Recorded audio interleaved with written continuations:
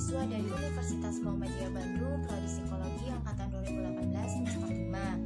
Nah, pada kesempatan kali ini saya akan memberikan beberapa contoh kasus yaitu tentang materi-materi yang telah saya pelajari di dalam kelas Al-Quran Ilmu Jiwa ini, yaitu tentang Al-Basyar, Ar-Ruh, Al-Aqal, Al-Qalbu, An-Nafas, dan Al-Fitrah.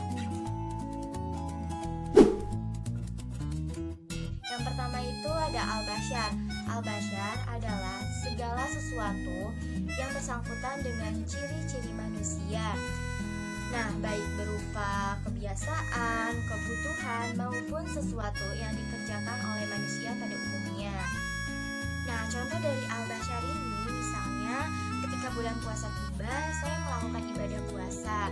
Nah, ketika azan maghrib tiba, saya melakukan buka puasa itu bersama dengan keluarga, dilanjutkan dengan makan dan minum, dan dilanjutkan dengan beribadah sholat maghrib berjamaah.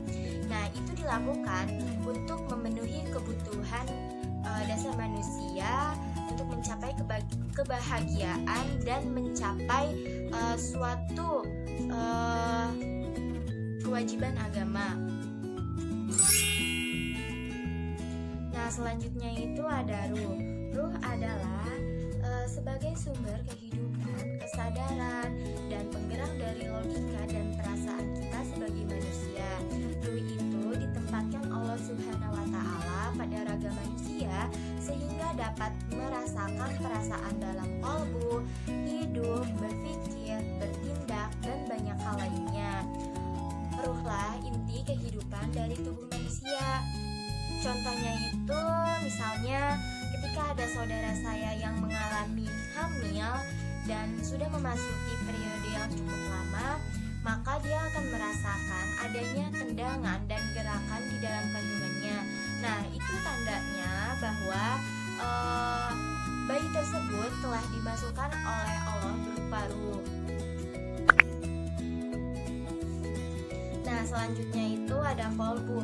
Kolbu itu merupakan sebagai tempat manusia untuk merasakan ketakutan, kekhawatiran, kecurigaan, senang, bahagia, gelisah, dan segala sesuatu yang bersangkutan dengan perasaan yang terkadang bercampur dengan pikiran. Karena di dalam diri manusia itu terdapat logika dan perasaan. Nah, biasanya kolbu ini terasa di dalam diri, di dalam raga kita, dan di dalam hati kita. Nah, contoh dari kolbu itu misalnya ketika ibu saya sedang sakit, saya akan merasa sedih, khawatir, gelisah, dan merasa cemas untuk meninggalkan ibu saya sendirian di dalam rumah. Nah, selanjutnya itu ada fitrah. Fitrah adalah segala sesuatu yang sudah alamiah yang dimiliki manusia sejak lahir. Fitrah itu merupakan segala sesuatu yang telah Allah tetapkan pada diri manusia. Contohnya itu seperti saya sebagai perempuan, saya memiliki rasa suka dan rasa tertarik pada lawan jenis. Nah, hal itu terjadi karena sudah menjadi hal alamiah saya sebagai manusia. Nah, selanjutnya itu ada anafas.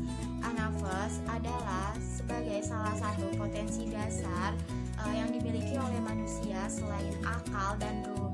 Nah, anafas juga bisa diartikan sebagai sebuah kecenderungan, nafsu, dan dorongan dari kehidupan diri sendiri maupun jiwa. Contoh dari anafas ini misalnya ketika ada orang yang mengganggu hidup saya atau ada orang yang menjelek-jelekan hidup saya akan merasa kesal dan saya akan merasa marah. Nah, selanjutnya itu ada akal.